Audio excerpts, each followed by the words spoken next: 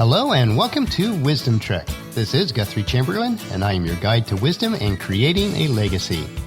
Thank you for joining us for our 7-day-a-week, 7 Minutes of Wisdom podcast. This is day 60 of our trek, and today we will mine for some additional golden nuggets of wisdom. I hope you are ready to learn with me as we build your living legacy each day. We are recording our podcast from our studios at the Big House in Marietta, Ohio. It has been a hot and muggy week here in Ohio, but somewhat typical for the last week of July. Our client workload remains very busy this week. I look forward to each day as we share our lives together. It is my hope that this podcast and journal provides you with the information that impacts your life in a positive way. On our trek this week, we started down a new trail in a series called It's Only Money, with the theme of that being On the Trail to True Riches. Yesterday, we hiked along the trails of what money cannot do for you and what money will do for you. On both trails, we came to understand that money does not bring lasting security because we will never have enough of it. Money can also sprout wings and fly off like an eagle, leaving us to wonder where it is gone.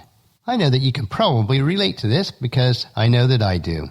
Today we're going to examine the trail of money attitudes. So let's head on up our yellow brick trail to the land of financial contentment.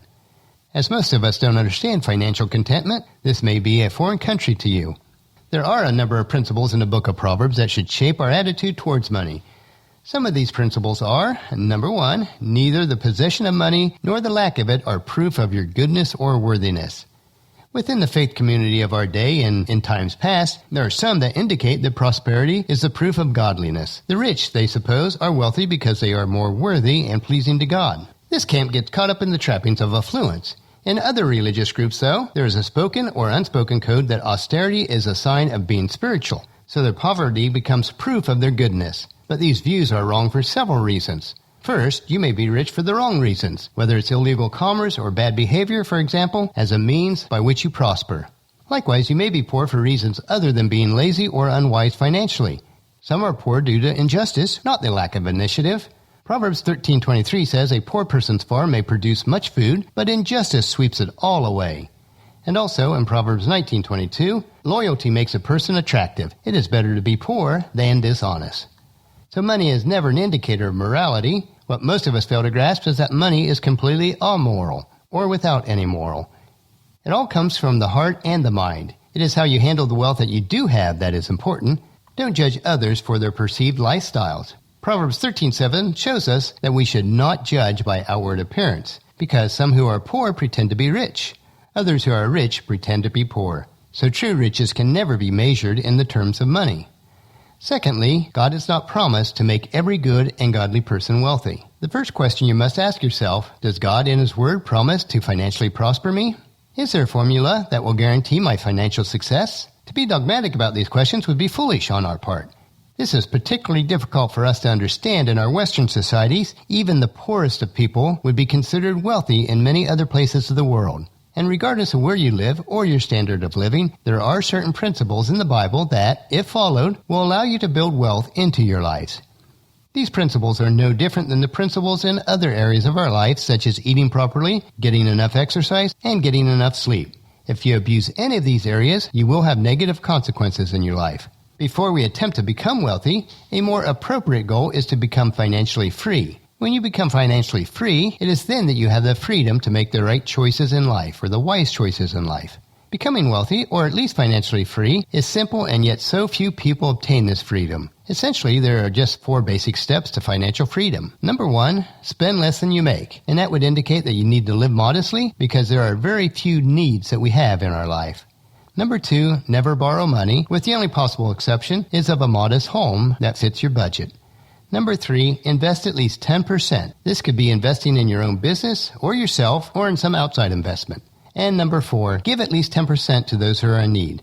Practice helping others on a personal level. It is then that it becomes real. But you might ask, Guthrie, this is all well and good, but I am in a heap of financial trouble right now. What do I do? I believe one of the best plans to get out of this trap is the one that Dave Ramsey's organization has laid out, and you can find it at daveramsey.com/baby-steps. It's a very good program if you are struggling financially. How we handle money and whether we become wealthy is more of a mindset than a mystery. I personally believe that God controls everything within the universe, including the small amounts of wealth that we have. When Job went through his trials where he had all his wealth and all of his personal belongings, everything that he had taken from him, he said, I came naked from my mother's womb, and I will be naked when I leave. The Lord gave me what I had, and the Lord has taken it away. Praise the name of the Lord, which is Job 1:21. So no matter how much wealth you have or don't have, at best it is only ours to manage for a few short years that we are alive. So my encouragement is to manage it well. Number 3. Proverbs never encourages us to desire to be wealthy, but to make every sacrifice to be wise. We are to seek wisdom as if it were wealth, and this can be found in Proverbs chapter 2, verses 1 through 11. It's a little bit of a lengthy passage, but listen as I read it. My child, listen to what I say, and treasure my commands. Tune your ears to wisdom, and concentrate on understanding. Cry out for insight, and ask for understanding. Search for them as you would for silver. Seek for them like hidden treasures. Then you will understand what it means to fear the Lord, and you will gain the knowledge of God. For the Lord grants wisdom. From his mouth comes knowledge and understanding. He grants a treasure of common sense to the honest. He is a shield to those who walk with integrity. He guards the path of the just and protects those who are faithful to him. Then you will understand what is right, just, and fair, and you will find the right way to go. For wisdom will enter your heart, and knowledge will fill you with joy. Wise choices will watch over you. Understanding will keep you safe. Just think about this. If you seek wisdom first, not only will you have the treasure of wisdom and understanding, you will also have the ability to make wise choices to become wealthy in all areas of life. Now that is true wealth. Well, that'll finish our podcast for today. If you've missed any of our previous podcasts, especially this week, please check out Wisdom Trek at iTunes, Stitcher, SoundCloud, or at wisdom-trek.com. Tomorrow we will continue to consider the topic of It's Only Money, Part 4, which will expand our thoughts from today on how wisdom is a requirement for the acquisition of wealth.